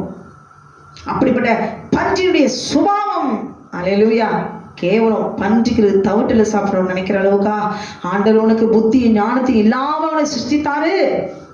அல்லேலூயா, க்ளோரி. இன்னைக்கு அப்படிதான் புத்தி ஞானம் இல்லாம தான் பிடிச்ச பெண்ணை கல்யாணம் பண்ணிட்டு காலமெல்லாம் வேதனைப்படுறாங்க. அப்ப தெரிஞ்சது எனக்கு இப்ப தெரியுது, நான் என்ன பண்றது, வேற வழி இல்லை. எங்க அம்மா அப்பா பார்த்து கல்யாணம் பண்ணி வச்சுட்டாங்க, வேற வழி இல்லை, அவங்களுக்காக நான் வாழ்றேன். அப்படி சொல்றது ஒரு சாகு. பிடிக்குதோ பிடிக்கலையோ உனக்கு மனைவின்னு ஆயிட்டு அவ்வளவுதான், நீ நேசிச்சாகணும். வேற எங்கேயும் போக முடியாது. வாழ்க்கைங்கிறது ஒரே ஒரு தடவை தான், ஒரே ஒரு மனைவி தான், மாத்திக்க முடியாது. அப்ப நீ செத்துருவ. அம்மா அப்பா பிடிக்கிறாம படுத்து கட்டி வச்சாலும் சரி, ஆமென் க்ளோரி, நீ பிடிச்சு பார்த்து கல்யாணம் பண்ணிதாலும் சரி, பிடிச்சதோடு அப்படியே சந்தோஷமா வாழு. இதை விட பெட்டர் அப்படின்னு சொல்லினே என்ன செய்யுது, ஓடக்கூடாது. என் இஷ்டத்துக்கு கண்ணுக்கு பிரியமானதான் நான் பார்த்து நான் கல்யாணம் பண்ணிக்கிறேன், எனக்கு அதில் ஞானம்லாம் வந்துடுச்சு, நானே பார்க்குறேன் அப்படின்ற முடிவுக்கும் போயிடக்கூடாது. அல்லேலூயா. அப்படிப்பட்டவருடைய வாழ்க்கை பஞ்சு போல தவிட்டு திங்கிற ஒரு நாள் தவிட்டு திங்கிற வாழ்க்கை தான். வெளியில ஒரு மாயமானமான ஒரு வாழ்க்கை, சந்தோஷமா இருக்கிற மாதிரி ஆக்டிங், நடிப்பு. ஆனா உள்ளுக்குள்ள ஆக்சுவலா பார்த்தா உள்ள பஞ்சியோட கேவலமான சாக்கடையும் அருவருப்போம், க்ளோரி, இருளும் துர்நாற்றமும் தான் அந்த வீட்டுக்குள்ள வீசுது. நிலைமை அதுதான். நிம்மதி இல்லை, சமாதானம் இல்லை, சந்தோஷம் இல்லை. அல்லேலூயா. பன்றியுடைய சுபாவத்தை போல நாம இருக்கக்கூடாது. ஆனால் பன்றியுடைய தவிட்டு தின்ற அவன் பன்றியுடைய சுபாவத்தில் இருந்த, இதுவரைக்கும் அவன் பன்றியுடைய சுபாவத்தில் இருந்த அல்லேலூயா, அவன் கர்த்தருடைய தகப்பன், அவனுடைய தகப்பன் கர்த்தருடைய கட்டளையின்படி வளர்த்திருக்கிறார்ல. ஆண்டவர் விடுவாரா? உன் இஷ்டம் போல போ, உன் இஷ்டம் போல மனம் போன போகல போ. உன் வாலிப பிராயத்தில் சிருஷ்டிக்கிறேன் நினை. க்ளோரி. உன் கண்ணுக்கு என்னென்னலாம் தோணுதோ உன் இஷ்டம் போடி நட. ஆனாலும் கண்களின் காட்சியின்படி என்ன நடந்தாலும் ஒரு நாள் ஞாயிற்றுல கொண்டு வருவேன் ஆண்டவர் சொல். ஞாயிற்றுல நம்ம நிற்கும் போது அவனுக்கு முன்னாடி நம்ம பேசவே முடியாது. தண்டனையும் சுற்றியும் வேதனையும் ஞாயிற்றிருப்போம் எதை அனுபவிக்கிறது. அல்லேலூயா. ஆனால் கர்த்தர் அப்படியே விடுகிற தேவன் அல்ல, திரும்பவுமாய் ஒரு சான்ஸ் கொடுப்பார். மனம் திரும்ப வேண்டும். அல்லேலூயா. இவனுக்கு லூக்கா 15:17 பார்க்கும் பொழுது அவன் சொல்றான், அவனுக்கு புத்தி தெளிந்த போது. எப்பேற்பட்ட துன்மார்க்கனா இருந்தாலும் ஆண்டவர் என்ன செய்யறாரு, ஒரு கிருபையை கொடுக்கிறாரு. என்னதான் சண்டை பண்ணிட்டு ஜெயிலுக்கு போற ஸ்டேஜில் கூட ஆண்டவர் சொல்ற, வழியில எதிராளியோட ஒப்புரவாயிடு. க்ளோரி. அதுக்கு மேல இருக்க தண்டனைக்கு தப்பிச்சுக்கலாம். நீ என்ன பண்ண, உன்னை கூட்டிட்டு போற குற்றவாளியோட கூட நீயும் அவனும் பேசி காம்ப்ரமைஸ் ஆயிடுங்க. அங்க செல்லுபடி ஆகாது. எவ்வளவு நல்ல தேவன்ல வழியை காண்பிக்கிறாரு. அவனுக்கு புத்தி தெளிந்த போது அவன் என்ன சொன்னான், தகப்பனுடைய கூலிக்கார எத்தனையோ பேர் பூர்த்தியான சாப்பாடு இருக்குது, நானோ பசினால் வாடுகிறேன். அவன் தன்னைத்தானே இப்ப உணர்ந்து அறிக்கையிட்டான். அல்லேலூயா. முதலாவது மனம் திரும்பாம அவன் நடந்தாலும் கூட அவன் மனம் திரும்ப புத்தி தெளிந்த போது அவன் மனம் திரும்ப வேண்டும் என்று சொல்லி அவன் ஆசைப்பட்டான். எங்க போகணும், என் வீட்டுக்கு போகணும், என் அப்பாவை பார்க்கணும், என் அப்பா கிட்ட நான் என்ன செய்யணும், அப்பா கிட்ட போய் என்ன செய்யணும், என்னை மன்னிங்க, என் குற்றத்தை நான் அறிக்கையிட்டு க்ளோரி நான் பாவம் செய்தேன்னு அறிக்கையிடணும். தன் பாவங்களை மறைக்கிறவன் வாழ்வடைய மாட்டான். ஆனால் அவர்களை அறிக்கை செய்து, நிறைய பேர் அறிக்கை செய்யறாங்க, இதை செஞ்சேன், அதை செஞ்சேன், அதை செஞ்சேன், இதை செஞ்சேன்னு. மறுபடியும் சூழ்நிலை வரும்பொழுது பாவத்தை செய்து விடுகிறார்கள். தன் பாவங்களை மறைக்கிறவன் வாழ்வடைய மாட்டான். ஆனால் அவைகளை அறிக்கை செய்து விட்டு விடுகிறவனோ இரக்கம் தான் வருவான். அல்லேலூயா. இரக்கம் இருந்தா போதாதா? அவங்க 10 பேர் நம்ம பசியில் இருக்கிறத நல்லா சாகட்டும், எப்படிலாம் வாழ்ந்தான், எப்படிலாம் இருந்தா, திமிர் பிடிச்சவ, நல்லா அனுபவிக்கட்டும் அப்படின்னு 10 பேர் சொன்னாலும், ஏதாவது ஒரு இடத்துல ஒரு மூலமாய கொஞ்சம் கிருபை, கொஞ்சம் சாப்பாடு, க்ளோரி, ஒரு இரக்கத்தை ஆண்டவர் வச்சிருப்பார். சோர்ந்து போகாதீங்க. நம்ம இஷ்டம் போல நம்ம இப்படிப்பட்ட பாவத்தெல்லாம் நம்ம செஞ்சிருக்கிறோமே. க்ளோரி. கர்த்தர் மன்னிப்பாரா? அப்படின்னு மனுஷன் மன்னிக்க மாட்டான். ஆனால் நம்முடைய கர்த்தர் நமக்கு இரக்கத்தை வச்சிருக்கிறார், கிருபையை வச்சிருக்கிறார். அல்லேலூயா. அதனாலதான் அவர் மனம் திரும்ப சொல்றாரு, புத்தியை தெளிய பண்ணுகிறார். அல்லேலூயா. க்ளோரி. இவன் என்ன செய்யறான்? அங்க போயிட்டு அப்பா இடத்துல, உமக்கு விரோதமாய், தகப்பனே பரத்துக்கு விரோதமாய் முதல்ல நாம் தேவனிடத்துல மன்னிப்பு கேட்கணும். தாயும் தகப்பனையும் கனம் பண்ணுவாயாக, உன் ஆயுசு நாட்கள் நீடித்திருப்பதற்கு தாயும் தகப்பனையும் கனம் பண்ணுவாயாகன்னு கர்த்தர் சொல்லுகிறார் கட்டளையிலே. அல்லேலூயா. அப்ப நம்ம சிருஷ்டித்த தேவனுக்கு முன்பாக போய், ஆண்டவரே இந்த பாவத்தை நான் செஞ்சேன், இப்படிலாம் நான் செஞ்சேன், என்னை மன்னியும் ஆண்டவரே அப்படின்னு சொல்லி மன்னிப்பு கேட்க வேண்டும், அறிக்கையிட வேண்டும். அல்லேலூயா. அடுத்து அவன் என்ன செஞ்சான்? க்ளோரி. தகப்பனிடத்துல போய் என்ன செய்யறான்? அடுத்து தன்னை தாழ்த்துறான். அல்லேலூயா. இனி நான் உங்களுடைய புத்திரன்னு சொல்றதுக்கு எனக்கு அருகதை இல்லை. உங்களுக்கு வேலை செய்யறவங்க கூட, வேலை செய்யற அந்த கூலிக்காரில் ஒருத்தரை போல என்னை அடிமையா வச்சுக்கோங்க. அல்லேலூயா. அடிமையா வச்சுக்கோங்க, கூலிக்காரா என்னை வச்சுக்கோங்கன்னு சொல்றான். இவன் பார்த்துக்கோங்களேன். அப்ப நாம் தேவனுக்கு விரோதமாய் நம்ம உருவாக்கின, நம்ம பெற்றெடுத்த தாய் தகப்பனுக்கு விரோதமாய் நாம் பாவம் செய்யும் பொழுது, அல்லேலூயா, நாம் குமாரன் குமாரத்தி என்கிற அங்கீகாரத்தை நாம் இழந்து போகிறோம், உரிமையை இழந்து போகிறோம். பெற்ற தகப்பனிடத்தில் ஆஸ்தி பிடுங்கி இது என்னுடையது உரிமை என்று சொல்லி அவன் வாங்கினான், அவன் இழந்து போனான். அல்லேலூயா. இனி நானுடைய குமாரன் என்று சொல்லப்படுவதற்கு நான் பாத்திரன் அல்ல. தாய் தகப்பனை யார் ஏமாற்றுகிறார்களோ, அல்லேலூயா, க்ளோரி, அவனுக்கு குமாரன் இல்லை. க்ளோரி. அப்ப இவன் தன்னை தாழ்த்தி உணர்கிறான், ஆண்டவரே நான் உமக்கு தேவனுக்கு குமாரன் குமார்த்தி என்கிறதான பாத்திரமா இருக்கிற நாம் அந்த அங்கீகாரத்தை நாம் இழந்து போகிறோம்.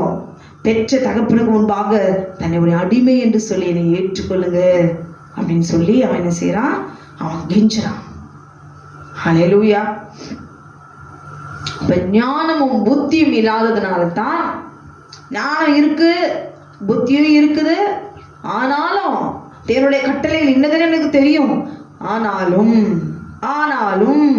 அப்படின்னு இன்னொன்னு ஒண்ணு கமா போட்டு வருது இல்ல, என் இஷ்டப்படி, ஏன் விருப்பப்படி, ஏன் நான் ஏன் சுய புத்தி, சுயநீதி, தேவனுடைய ஆலோசனை நமக்கு கடந்து வந்தாலும், இந்த பொண்ணு கட்டினா நல்லா இருக்கும், தேவன் ஆலோசனையாய் இந்த பெண்ணுக்கு திருமணம் செஞ்சா இது அமையாது, எவ்வளோ பேர் சொன்னாலும் இவன் பார்வைக்கு அவள் அழகா இருப்பான், அவன் பார்த்தெல்லாம் வாழ்க்கை, ஆனா எனக்கு இவளை பிடிச்சிருக்குதுன்னு திருமணம் செஞ்சு காலமெல்லாம் வேதனையோடு கண்ணீரோடு கூட வாழ்கிற எத்தனையோ பேர்கள் உண்டு. தேவன் கொடுக்கிற கட்டளைக்கு, தேவன் தந்த கட்டளைக்கு மீறி நாம் செய்யும் பொழுது நாம் அவருடைய குமாரன் குமார்த்தி என்கிற அங்கீகாரத்தை நாம் இழந்து போகிறோம்.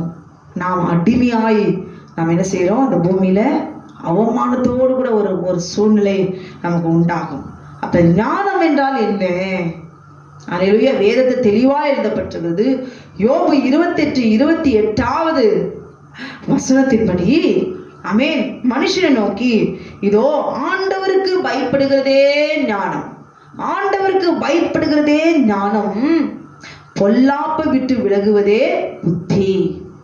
அல்லேலூயா. அப்ப தேவனுக்கு பயப்படுகிற பயம் அவனுக்கு இல்லை. பொல்லாப்பை விட்டு விலகுவதே புத்தி. அவனுக்கு ஞானமும் இல்லை, புத்தியும் இல்லை. பொருளாசை, அந்த ஆஸ்தி எடுத்துட்டு போய், இது என்னுடையது இல்லை, என்னைக்குதான ஒரு நாள் எனக்கு என் பங்கு வரதானே போகுது, அது இப்பவே வாங்கிட்டு போயிட்டு நம்ம ஜாலியாக என்ஜாய் பண்ண என்ன அப்படின்னு சொல்லி அவன் என்ன பண்ணிட்டான்? அவனுக்கு ஞானத்தையும் புத்தியும் இழந்து போனான். அல்லேலூயா. ஆமென். கர்த்தருக்கு பயப்படுதலே ஞானத்தின் ஆரம்பம். நீதிமொழிகள் 1:7 வசனம் எழுதப்பட்டிருக்கிறது. அப்ப கர்த்தருக்கு பயப்படுகிற பயம் எங்கிருந்து வரும்? தேவனுடைய கட்டளைகள் ஆமென் தெரிந்திருக்க வேண்டும். யாத்திராகமம் 20வது அதிகாரத்தில் எழுதியிருக்க கட்டளைகளை நீங்களும் உங்க பிள்ளைங்களும் ஆமென் மனப்பாடமாய் அதை நாம் என்ன அறிக்கையிட வேண்டும். அப்பதான் இழந்து போய்விட முடியாது. அப்பதான் இந்த உலகத்தில் நாம் ஜெயிக்க முடியும். எங்க வேணாலும் பிசாசு நமக்கு ஆமென் க்ளோரி தந்திரத்தில் அவன் சூழ்ச்சினாலும் விரோதமாய் எப்படிப்பட்ட ஆமென் க்ளோரி வடிவமும் நமக்கு விரோதமாய் வருவான், சூழ்ச்சியோடு வருவான், தந்திரமாய் உள்ள வருவான், அன்பா நேசிக்கிறது போல வருவாங்க, உதவி செய்கிறது போல வருவாங்க, சில பட்டயத்தோடு கூட வருவாங்க. எல்லாமே சத்ரு தான். உள்ள வந்த பிறகுதான் நமக்கு தெரியும் சத்ரு விதமாக நம்முடைய வாழ்க்கை அழித்திருக்கிறான் என்று சொல்லி. நமக்கு ஞானமும் புத்தியும் நமக்கு தெரிந்திருந்தால், தேவனுடைய கட்டளைகள் இன்னதென்று நாம் தெரிந்திருந்தால், ஐயோ இதெல்லாம் எனக்கு அப்பவே தெரிந்திருந்தா நான் கண்ணிலிருந்து தப்பித்திருப்பேனே என்று எத்தனை பேர் உணர்கிறீர்கள்? உணர்கிற உங்களுக்கு இனி தெரிந்த புத்தியோடு கூட விழித்திருக்கும்படி கர்த்தருடைய ஆவியானவர் நமக்கு ஞானத்தையும், கேட்கிற உங்களுக்கு ஞானத்தையும் புத்தியும் அவர் தந்து இனி அந்த கண்ணிலிருந்து எப்படி ஜெயிப்பது என்பதை தேவனாகிய கர்த்தர் அவர் கற்றுக் கொடுப்பார். அல்லேலூயா. ஆமென் க்ளோரி. பொல்லாப்பை விட்டு விலகுவதே புத்தி. இவனுக்கு தகப்பன் கொடுத்த ஆஸ்தி இருந்தது. என்கிட்ட இவ்வளோ பணம் இருக்கு, சொத்து இருக்குது, இதை வச்சு எத்தனை நாள் சந்தோஷமா இருக்கலாம், எத்தனை வருஷமா சந்தோஷமா இருக்கலாம், எத்தனை வேசிகளிடத்துல சந்தோஷமா இருக்கலாம். ஆமென் க்ளோரி. எவ்வளோ ட்ரிங்க்ஸ் பண்ணலாம், சிகரெட் பிடிக்கலாம், இனி என்னுடைய வாழ்க்கையில சந்தோஷம் தான். அல்லேலூயா. அவனுடைய ஞானம் அப்படிப்பட்டது. நல்ல ஞானம் அப்படி இருக்காது. 10,000 rupees இருக்குதா, இதை வச்சுட்டு எப்படிலாம் இருக்கலாம், அடுத்து நம்ம சேர்த்து வைக்கணும் நம்ம பிள்ளைகளுக்கு, அடுத்து நல்ல ஞானம். ஆனா இவன் இருக்கிற இந்த பணம் எவ்வளோ காலம் நல்லா இருக்கலாம், எவ்வளோ வருஷம் நல்லா இருக்கலாம், என்னென்னலாம் சாப்பிடலாம், இப்படி கணக்கு பண்றது பேய் புத்தி, நல்ல புத்தி அல்ல, தெளிந்த புத்தி அல்ல. அல்லேலூயா. யாக்கோபுல சொல்லப்பட்டிருக்கிறது, யாக்கோபுல ஆமென் இவனுடைய ஞானம் எப்படிப்பட்டதா இருந்துச்சு, என்ன சொல்லப்பட்டிருக்கிறது? ஒரே ஊற்று கண்ணிலிருந்து தித்திப்பும் கசப்பும் தண்ணீர் சுரக்குமா? அல்லேலூயா. என் சகோதரரே, அத்தி மரம் ஒலிவ பழங்களையும் திராட்சை செடி அத்தி பழங்களையும் கொடுக்குமா? அப்படியே உவர்ப்பான நீரூற்று தித்திப்பான ஜலத்தை கொடுக்க மாட்டாது. உங்களில் ஞானியும் விவேகியுமா இருக்கவன் எவனோ அவன் ஞானத்துக்குரிய சாந்தத்தோடு தன் கிரியைகளின் நல்ல நடக்கையினாலே காண்பிக்க கடவன். உங்கள் இருதயத்திலே கசப்பான வைராக்கியத்தையும் விரோதத்தையும் வைத்தீர்களானால் நீங்கள் பெருமை பாராட்டாதீர்கள், சத்தியத்துக்கு விரோதமாய் பொய் சொல்லாமல் இருங்கள். அல்லேலூயா. இப்படிப்பட்ட ஞானம் பரத்திலிருந்து இறங்கி வருகிற ஞானமாயிராமல், ஒரு ஆஸ்தி அழிக்கிறவனுடைய ஞானம் கர்த்தர் கொடுக்கிற ஞானமா இருக்குமா? ஆமென். இது பரத்திலிருந்து இறங்கி வருகிற ஞானமாயிராமல் லௌகீக சம்பந்தமானதும் ஜென்ம சுபாவத்துக்குரியதும் பேய்த்தனத்துக்கு அடுத்ததுமாய் இருக்கிறது என்று எழுதப்பட்டிருக்கிறது. இப்ப இவனுடைய ஞானம் கர்த்தருடைய ஞானம் அல்ல, புத்தியம் அல்ல, அது பேய் புத்தி. அல்லேலூயா. வைராக்கியமும் விரோதமும் எங்கே உண்டு அங்கே கலகமும் சகல துர்ச்செய்கைகளும் உண்டு. ஆனால் எப்ப அவனுக்கு புத்தி வந்ததோ அது எங்கிருந்து வந்தது? பரத்திலிருந்து வருகிற ஞானமோ. அல்லேலூயா. 17வது வசனம், பரத்திலிருந்து வருகிற ஞானமோ முதலாவது சுத்தமுள்ளதாயும். அல்லேலூயா. பின்பு சமாதானமும் சாந்தமும் இணக்கம் உள்ளதாயும் இரக்கத்தாலும் நற்கனிகளாலும் நிறைந்ததாயும் பட்சபாதம் இல்லாததாயும் மாயமற்றதாயுமாயிருக்கிறது. அல்லேலூயா. அப்ப ஞானம் நமக்கு எங்கிருந்து வருகிறது? பேய் கொடுக்கிற ஞானமா? ஆமென், க்ளோரி. தேவனுடைய ஞானம் நமக்கு எப்படிப்பட்டது என்பதை நாம் விளங்கி கொள்ள கற்றுக்கொள்ள வேண்டும். அல்லேலூயா. ஆமென், க்ளோரி. ஆண்டவர் சொல்றாரு, வேற என்னத்தை உங்கள்கிட்ட நான் கேட்கிறேன்? தேவனுடைய கட்டளைகளை ஆமென் அறிந்திருக்கிறது அறிந்துக்கோ. வேற என்னத்தை நான் உங்கள்கிட்ட கேட்கிறேன்? தசமபாத மொத்தம் எடுத்துட்டு வந்து என்கிட்ட கொடுத்துரு, காணிக்க எல்லாச்சும் கொடுத்துரு, இப்படி பணத்தை நச்சரிக்கிற தேவன் நானு அப்படின்னு அவரு கேட்கல. நான் வீட்டில் எவ்வளோ வச்சிருக்கிற அதெல்லாம் எனக்கு பாதி கொடு அப்படின்னு ஆண்டவர் கேட்கலையே. என்னத்தை நான் வேற என்ன கேட்குறேன்? உங்கள்கிட்ட நான் என்னத்தை கேட்குறேன்? தாவீது, சிம்சோன் உங்கள்கிட்ட நான் என்னத்தை கேட்குறேன்? ஆபிரகாம் நான் உங்கள்கிட்ட என்னத்தை கேட்குறேன்? ஏன் போய் போய் எப்போ பார்த்தாலும் பெண்களுடைய விஷயத்துல எல்லாரும் விழுந்து போயிருக்கீங்க? அது காரணம் என்ன? ஞானமும் புத்தியும் இல்லை, மனுஷன் தானே. அல்லேலூயா. அதுக்கு தானே நான் பார்த்து பார்த்து நான் எழுதி கொடுத்துருக்கிறேன். என்ன சொல்றாரு அங்க ஆண்டவர்? உபாகமம் 10வது அதிகாரம் 13வது வசனத்துல, நான் இன்று உனக்கு கொடுக்கிற கர்த்தருடைய கற்பனைகளையும் அவருடைய கட்டளைகளையும் உனக்கு நன்மை உண்டாகும்படி. தேவனுடைய கட்டளைகள் நமக்கு என்ன ஆசீர்வாதத்தை கொடுக்கிறது? நன்மையை தான் கொடுக்கிறது. அல்லேலூயா. ஆமென். என்ன ஆண்டவர் தராரு? உனக்கு நன்மை உண்டாகும்படி கை கொள்ள வேண்டும் என்பதையே அல்லாமல் வேற எதை உன் தேவனாகிய கர்த்தர் உன்னிடத்தில் கேட்கிறார். இன்றைக்கு உங்களை பார்த்து எது வேணாங்க காணிக்க கொடுக்கலன்னா சாபம் வரும், தசமம் வரலாம் சாபம் வரும். ஆமென். பணத்தை காட்டி காட்டி பேசுகிற இந்த வார்த்தையெல்லாம் பேய் கொடுக்கிற புத்தி. அல்லேலூயா. ஆனா ஆண்டவர் என்ன கேட்கிறாரு? உங்ககிட்ட நான் வேற என்னத்தை நான் கேட்கிறேன்? நீ வாழ்க்கையில நல்லா இருக்கணும், உனக்கு நன்மை உண்டாகும்படி நீ நீதியின் பாதையில் நடக்கணும், நீ சுத்தமுள்ளவனா இருக்கணும், திருமணத்துக்கு முன்பு திருமணத்துக்கு முன்பு நல்ல ஞானத்தோடு கூட புத்தியோடு கூட வாழ்க்கையை நீ எல்லாம் அமைச்சுக்கணும், அழிந்து போய் விடக்கூடாது என்று சொல்லிதானே உனக்கு நான் என்ன கொடுக்குறேன்? அல்லேலூயா. ஆமென். கற்பனைகளை கொடுக்குறேன். வேறு என்னத்தை நான் உங்கள்கிட்ட நான் கேட்குறேன்? சொல்லுப்பா அப்படின்னு ஆண்டவர் கேட்குறார். ஆமாண்டவரே, நீ எனக்காக கொடுத்த அந்த கட்டளை மீறி ஆமென் க்ளோரி நான் பாவம் செஞ்சுட்டேன், உமக்கு விரோதமாய் பரத்துக்கு விரோதமாய் நான் பாவம் செஞ்சுட்டேன் ஆண்டவரே. அப்படி உணரும் பொழுது கர்த்தர் அல்லேலூயா மன்னிக்கிற தேவன். அல்லேலூயா. லூக்கா 14வது யோவான் 14வது அதிகாரம் 6வது வசனம், நானே வழியும் சத்தியமும் ஜீவனுமாய் இருக்கிறேன் ஆண்டவர் சொல்றார். அல்லேலூயா.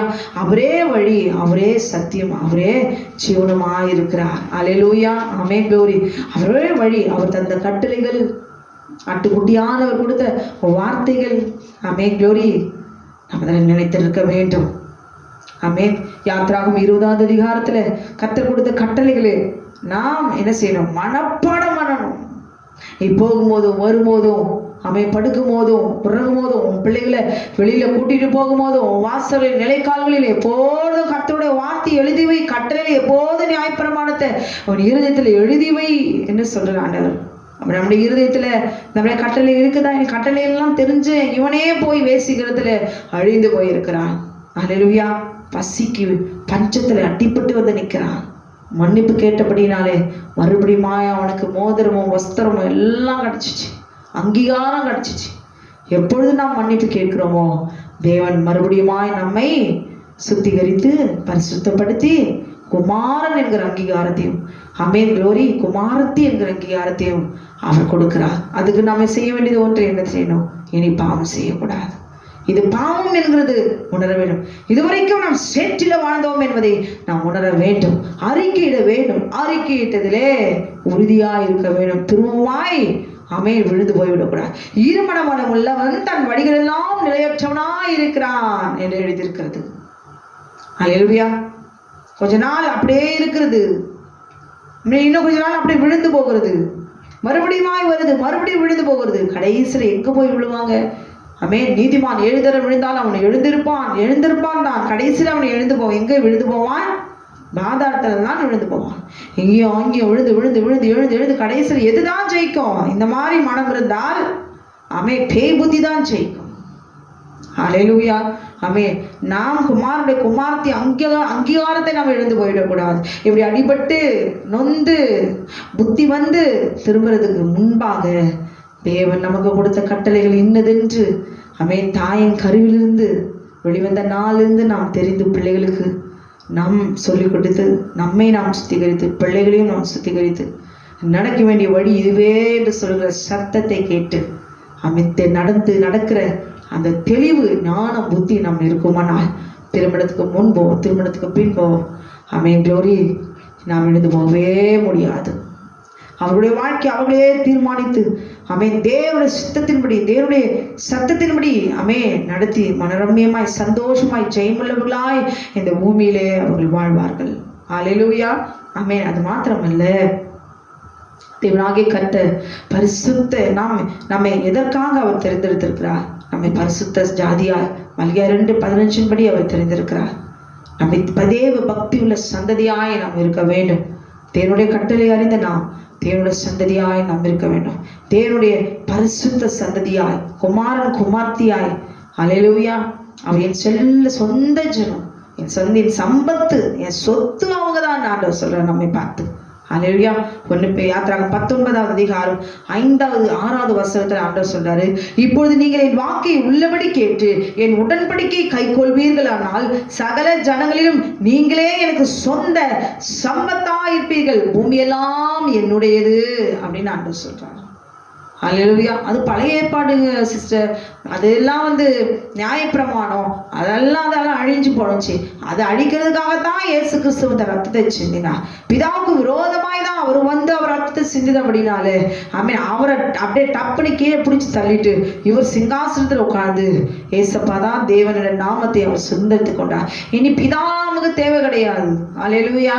அவர் வேஸ்ட். அவர் கொடுத்த கட்டளைலாம் எங்காவது உதவுச்சா? ஒண்ணுமே இல்லை. அதெல்லாம் அழிந்து போனது. அதெல்லாம் நமக்கு தேவையில்லை. அதை அழிக்கிறதுக்காகவே மனுஷகுமாரன் வந்தார். தீர்க்க தரிசனங்களை ஆணைகளும் நியாயப்பிரமாணத்தை ஆனாலும் அழிக்கிறதுக்காக வல்ல, அதை நிறைவேற்றுவதற்காகவே வந்தேன் என்று மனுஷகுமாரன் வாக்கு கொடுக்கிறார். அல்லேலூயா. அப்படியானால் தேவன் கொடுத்த 10 கட்டளை அழிக்கிறதுக்கா ஆண்டவராக இயேசு கிறிஸ்து அவர் வந்தார். நியாயமாய் கொடுக்கப்பட்ட பிரமாணத்தை அழிக்குவதற்காகவா தேவனாகிய கர்த்தர் வந்தார்? வீணான காணிக்கைகளையும் பலிகளையும் அழிக்கிறதுக்காக தான் வந்தார். பலி செலுத்தி வேசிகளத்துல பாவத்துல விபச்சாரத்துல உன் இஷ்டப்படி உன் மன விருப்பத்தின்படி செய்த பாவத்துக்கெல்லாம் ஓடி போய் உன் தோட்டத்துல இருக்க ஆட்டை எடுத்துட்டு போய் ஆசானத்துல போய் ஆட்டை தலை வச்சு வெட்டி ரத்தத்தை சிந்தி அப்பாவி ஆட்டுக்குட்டி ரத்தத்தை என் சமூகத்துல செலுத்தி பலி செலுத்தி தப்பிச்சுட்டு போறியே நீ.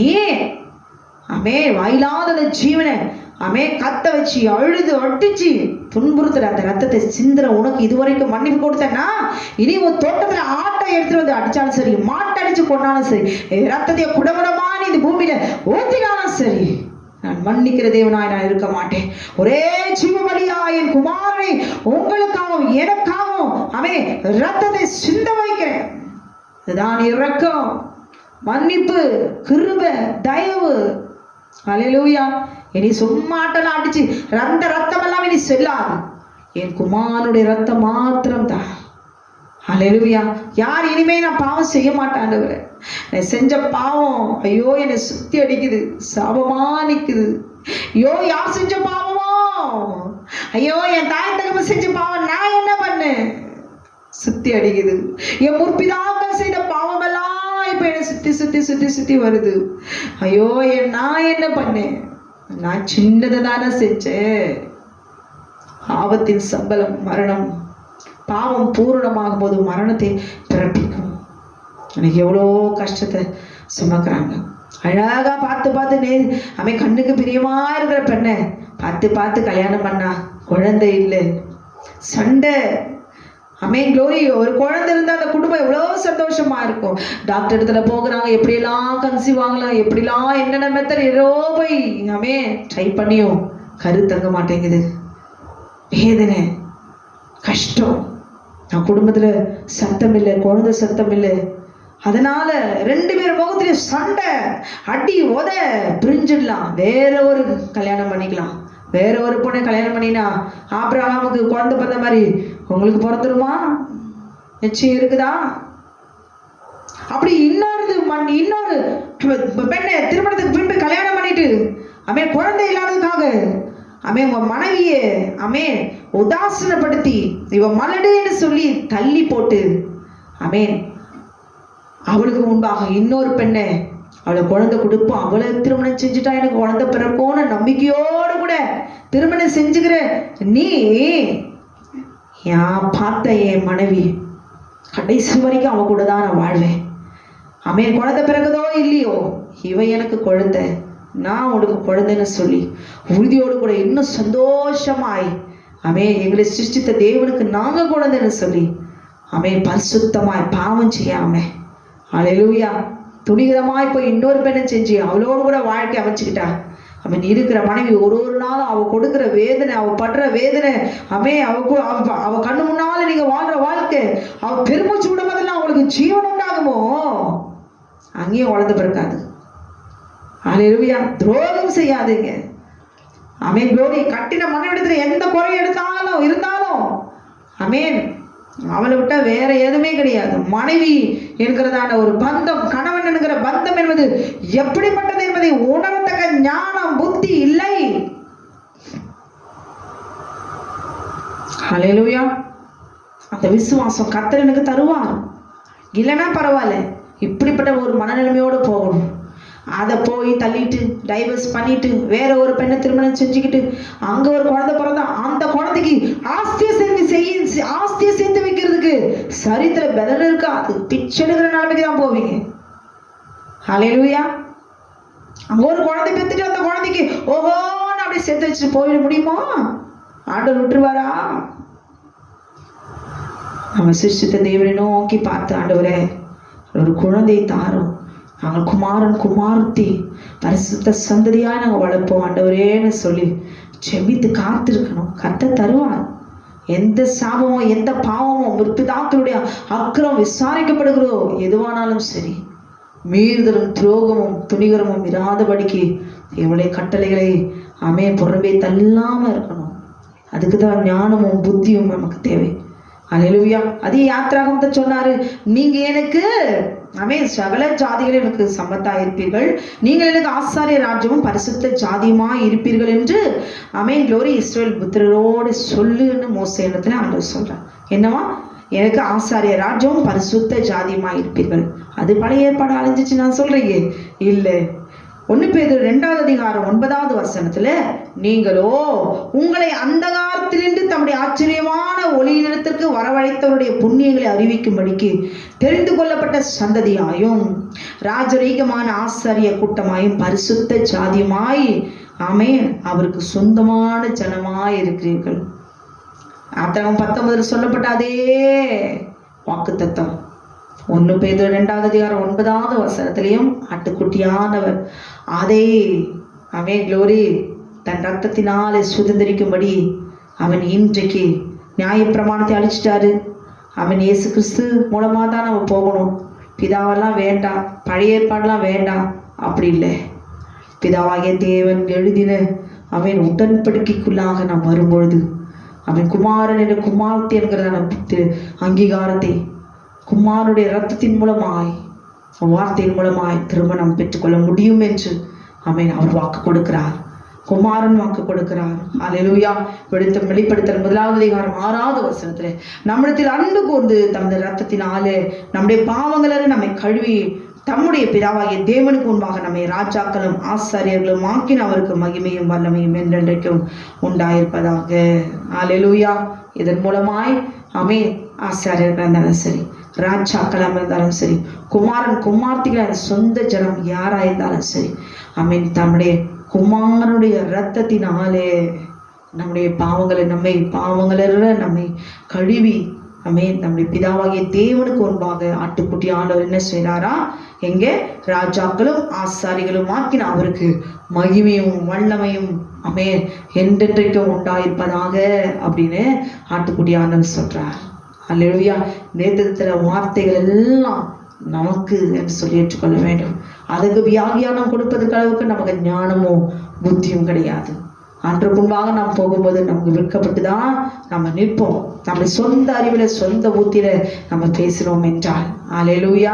ஆமென், க்ளோரி. அது மாத்திரமல்ல, ஆமென். இங்கே மூத்தன் வந்து அவன் கேட்கும் பொழுது என்ன சொல்றான்?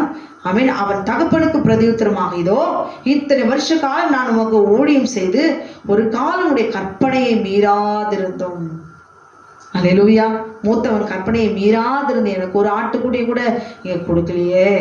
ஆனால் இவனோ வேசிகளிடத்தில் உம்முடைய ஆஸ்தியை அழித்து போட்ட உம்முடைய குமாரனாகிய இவன் வந்தவுடனே கொழுத்த கன்றை இவனுக்காக அடிப்பித்தீரே என்றான். அப்ப பாருங்களேன், நம்ம வேசிகளிடத்துல போய் துன்மார்க்கமாய் ஆஸ்தி அழித்து போட்டதுக்கு அவன் காரணம் என்ன? தேவனுடைய கட்டளையை இவன் அறிந்திருந்தான், தெரிந்திருந்தான். ஆனால் அவன் இவனுக்கு என்ன, தன்னுடைய மனம் என்ன சொல்லுதோ, என் எண்ணம் என்ன சொல்லுதோ, என்ன செய்யன்னு எனக்கு கட்டளை கொடுக்குதோ, என் மனசு என்ன சொல்லுதோ, நான் அப்படிதான் செய்வேன். துணிஞ்சு போய் வேசிகளிடத்துல தன் ஆஸ்தியை அவன் அடித்து போட்டான். அல்லேலூயா. இன்றைக்கு நம்முடைய ஆஸ்தியும், ஆமென், க்ளோரி, நம்முடைய பாதுகாப்பும், நம்முடைய ஆரோக்கியமும், நம்மளுடைய நிம்மதியும் சமாதானம் எங்க இருக்குது? தேவன் கொடுத்த கட்டளைகள் கற்பனைகள் மீதுதான் நமக்கு இருக்குது. அல்லேலூயா. ஆமென், க்ளோரி. தேவனுடைய கட்டளைகள் இன்னதென்று யாத்திராம் 20வது அதிகாரத்தை திரும்ப திரும்ப அந்த கட்டளையை மனப்பாடமாய் அவன் சொல்லிக்கொண்டே இருங்கள். நீதியின் பாதையில் நடங்க. அல்லேலூயா. ஆமென், க்ளோரி. அது மாத்திரமல்ல, நியாயாதிபதிகள் 14வது அதிகாரத்துல நம்ம பார்க்கும் பொழுது இவன் கெட்ட குமாரனை நம்ம பார்த்தோம். ஒரு சம்பவம் நியாயாதிபதிகள்ல ஒரு ஞாபகத்துக்கு வருது. 14வது அதிகாரத்துல நம்ம பார்க்கும்பொழுது முதல் 3 வசனத்துல ஆமென், அங்க நம்ம பார்க்கிறோம், சிம்சோன் திம்னாத்துக்கு போய் திம்னாத்திலே பெலிஸ்தரின் குமார்த்திகளில் ஒரு பெண்ணை கண்டு திரும்ப வந்து என் தாயின் தகப்பனை நோக்கி, ஒரு பெண்ணை கண்டேன், அவனுக்கு எனக்கு கொல்ல வேண்டும். அல்லேலூயா. அவங்க சொல்றாங்க, நம்ம இடத்துல நம்ம சொந்தத்திலேயே நம்ம ஜாதியிலே இருக்குது, நீ எதுக்கு அங்க போகணும் அப்படின்னு கேட்கும்போது இவன் என்ன சொல்றான்? சிம்சோன் தன் தகப்பனை நோக்கி, அவள் என் கண்ணுக்கு பிரியமானவள். அல்லேலூயா. அவள் என் கண்ணுக்கு பிரியமானவள். அல்லேலூயா. அவளையே எனக்கு கொல்ல வேண்டும். கடைசியில் அவளையே அவன் கொண்டுட்டான். அவளை எனக்கு கொல்ல வேண்டும். நீ என்னதுக்கு திம்னாத்துக்கு போன? நீ எதுக்கு பெலிஸ்தரின் குமார்த்திகளை போன? ஏன் உனக்கே இல்லையா? அவன் நீ எங்க திருமணம் செய்யணும்னு உனக்கு அறிவு இல்லையா? ஞானம் இல்லையா? அல்லேலூயா. வந்து பார்த்ததை வந்து தன் தாய் தகப்பனத்தை சொல்லி அவன் அவளையே எனக்கு கொல்ல வேண்டும். எப்படி கொண்டானா நீங்க பாக்குறீங்க? அல்லேலூயா. ஆமென், க்ளோரி. திருமணத்துக்கு முன்பு தேவனுக்கு சுத்தமில்லாத, தேவனுக்கு பிரியமில்லாம அவன் இவன் செய்த லவ், இவதான் எனக்கு பிடிக்குது, என் கண்ணுக்கு இவதான் பிரியமானவர், இவளே தான் அடைஞ்சு தீருவேன், இவளை தவிர வேற யாரையும் திருமணம் செய்வேன், இப்படி டைலாக் எல்லாம் விடுறாங்க. அப்படியே கொண்டுட்டான். அப்படி எனக்கே இவ சொந்தம் அப்படின்னு சொல்லி திருமணம் செஞ்சுக்கிட்டான். அல்லேலூயா. திருமணம் செஞ்சவன் ஆமென், க்ளோரி, அங்க ஒரு புதிய போறான் விடுகதையே. அதை விடுவிக்க இவ ஏதோ அழுது ஏதோ பண்ணிட்டான். இந்த விடுகதையெல்லாம் தெரிஞ்சிச்சு என்ன செய்யறான்? அங்க அவர் கோபத்துல அங்கிருந்து போறான். சில நாள் சென்ற பின்பு தான் மனைவியோடு கூட போய் பார்க்கணும்னு சொல்லிட்டு அவளை பார்க்கணுன்ட்டு வரும்பொழுது இவள் தகப்பன் அவளை சிம்சோனுடைய மனைவி எடுத்து சிம்சோனுடைய சிநேகிதனுக்கு கட்டி கொடுத்துட்டான். இவள் எனக்கு பிரியமானவள், இவளையே எனக்கு கொல்ல வேண்டும். அப்ப கடைசியில பாருங்களேன், இவன் கோபத்துல அங்கிருந்து இவன் போயிட்டான். கொஞ்சம் கோபத்துல விட்டு பிரிஞ்ச கேப்ல அவன் தகப்பன் என்ன செய்யறான்? சிம்சோனுடைய ஃப்ரெண்டுக்கு கட்டி கொடுத்துட்டான். அவன் கொல்ல வேண்டும். தன் மனைவியே அவன் கொண்டுட்டான். தன் மனைவியே என்ன செஞ்சான்? அடுத்தவனுக்கு கொடுத்துட்டான். அவன் தன் மனைவியே தான் புருஷன் உயிரோடு இருக்கும் பொழுது அவள் விபச்சாரியாய் மாற்றினான். புருஷன் செத்துட்டா பரவாயில்ல, வேற ஒருத்தர் கல்யாணம் பண்ணி கொடுக்கலாம். ஆனால் சிம்சோன் உயிரோடு இருக்கும் பொழுதே தன் கண் முன்னால அவனுடைய சிநேகிதனுக்கு அவன் மனைவியாய் அவள் விபச்சாரியாய் அவன் மாற்றி போட்டான். இதற்காக சிம்சோனே அபிஷேகித்தார் தாயின் கருவிலே. ஏனென்றால் ஞானமும் புத்தியும் இல்லை. அல்லேலூயா, ஆமென். அது மாத்திரமில்ல, நியாயாதிபதிகள் 16வது வசனத்துல இவ்வளவும் பட்டும் அவனுக்கு அடுத்த ஞானம் இல்லை. என்ன ஞானம் இல்லை? ஆமென். நியாயாதிபதிகள் 16வது 1வது வசனத்துல, பின்பு சிம்சோன் காசாவுக்கு போய், இவர் திம்னாத்துக்கு போவாரு மனைவியை கொல்றதுக்கு. அல்லேலூயா. அங்கேயே அவளை கொன்னுட்டு போயிடுவாரு. அடுத்து என்ன செய்ய, இது இல்லைன்னா நான் திம்னாத்துக்கு போறேன். அல்லேலூயா. நான் திம்னாத்துக்கு போய், ஆமென், க்ளோரி, காசாவுக்கு போய், சிம்சோன் காசாவுக்கு போய் அங்கே ஒரு வேசியை கண்டு அவளிடத்தில் போனான். ஏன் சிம்சோன், உன் தேவன் உனக்கு கொடுத்த அபிஷேகம் எங்கே? மனைவி எடுத்து இன்னொரு அவன் உன்னுடைய ஃப்ரெண்டுக்கு கல்யாணம் பண்ணி கொடுத்துட்டான், நீ என்ன செய்யணும்? வேசித்தனம் உபச்சாரம் செய்ய வேண்டுமோ? அப்படியா ஆண்டவர் சொல்றாரு? போய் அழகா ஒரு பெண்ணை நீ முறைப்படி தாய் தகப்படத்துல போய் சொல்லி, எப்படி நீ இவளை எனக்கு கண்ணுக்கு பிரியமானவளை கொள்ள வேண்டும் என்று சொன்ன நீ, இப்பொழுது எதற்காக காசாவுக்கு போய் வேசியை கண்டு அங்கே அவளிடத்தில் போனான் என்று எழுதப்பட்டிருக்கிறது. வேதத்தையே அசிங்கப்படுத்தி பரிசுத்த குலைச்சாக்கி எழுதுகிற அளவுக்கு ஆவியானவர் இன்றைக்கு நமக்கு ஞானமும் புத்தியும் அவர் கொடுப்பதற்காக அவர் எழுதி கொடுத்திருக்க காரணம் என்ன? அல்லேலூயா. சிம்சோன் மேல இருக்கிற அபிஷேகம் எப்படிப்பட்ட அபிஷேகம்? நுகங்களை முறிக்கிற அபிஷேகம், கட்டுகளை உடைக்கிற அபிஷேகம். போய் வேசியை கண்டு அங்கே அவளிடத்தில் போனான்.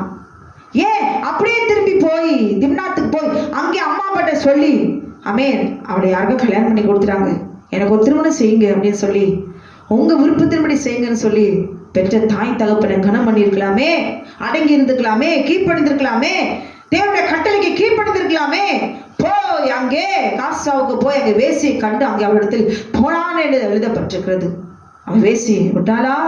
தன் மடியிலே அவனை படுக்க வைத்து நித்திரை செய்ய வைத்து, ஆமென், க்ளோரி, சடையை சுரைத்து அவனை சிறுமைப்படுத்தி அவனை என்ன செஞ்சா? அவனுடைய பலம் அவனை விட்டு நீங்கும்படி அவன் செய்தாள். அவனுடைய சரீர பலமே போயிடுச்சு. அங்கே கெட்ட குமாரனுடைய பலமே போயிடுச்சு. அல்லேலூயா. பசி தாங்க முடியல. இனி எப்படி வாழ்றது? இந்த தவிடத்தினால வயிறு நிரப்பலாம், வயிற்ற நிரப்பலாம், அதுக்கப்புறமா ஆரோக்கியமா இருக்க முடியுமா? பன்றிக்கு வேணா அது டைஜஷன் ஆகலாம், நம்ம தவிடு தின்னா டைஜஷன் ஆகுமா? ஐசியூல தான் இருப்போம்.